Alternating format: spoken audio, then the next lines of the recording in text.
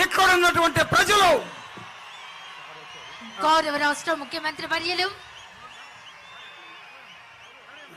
అంబేద్కర్ ని ఇదిగో గుండెల్లో పెట్టుకుని జగనన్న జీవితకాలం జ్ఞాపకం చేసుకునే ఒక చారిత్రక ఘట్టం ఈ విజయవాడ నడిబొడ్డున, ఈ విజయవాడలో ప్రతి ఒక్కరు తలెత్తుకుని తిరిగేలాగా చూసే ఒక విగ్రహాన్ని నిర్మించినటువంటి ఒక దాతగా, ఒక రాజ్యాంగాన్ని సరైనటువంటి పద్ధతుల్లో పరిపాలిస్తున్నటువంటి ఒక ముఖ్యమంత్రిగా జగనన్నకి స్వాగతం పలుకుతూ ఉంది ఈ డయాసు.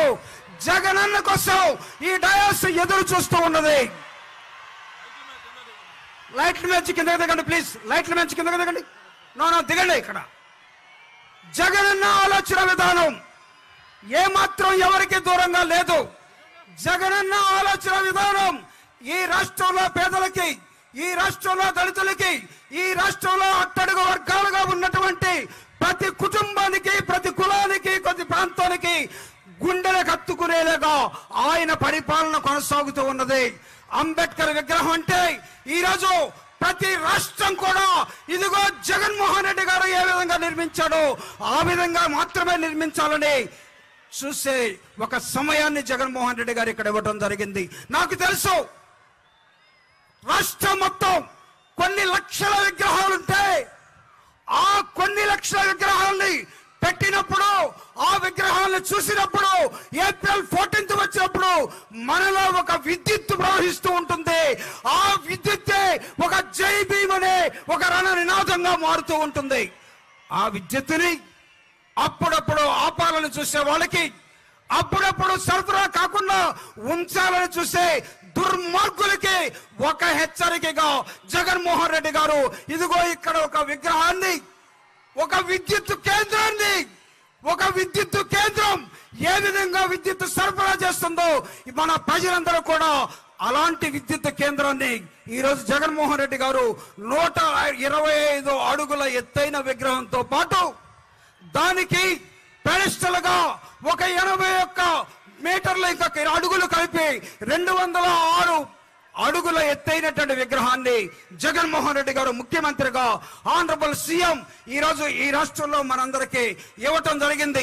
ముఖ్యమంత్రి గారు వచ్చే ముందు ఒకే ఒక్క నిమిషం, ఒకే ఒక్క నినాదాన్ని మీ అందరితో చెప్పించి నేను చెప్పి నా ఉపన్యాసాన్ని ముగించబోతా ఉన్నాను.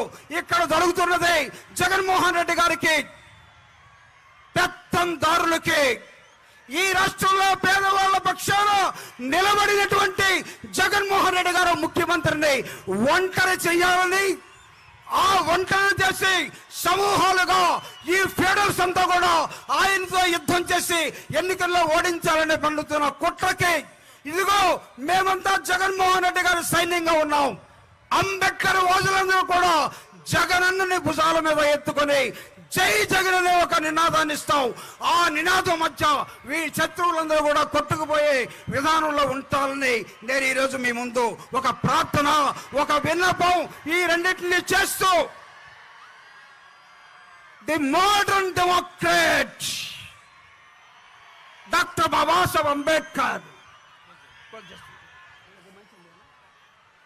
ది రాడికల్ డెమోక్రాట్, ఈ దేశంలో డాక్టర్ బాబాసాహెబ్ అంబేద్కర్ ఎవరైతే మోడర్న్ గా ఉన్నారో, ఎవరైతే డెమోక్రాటిక్ గా ఉన్నారో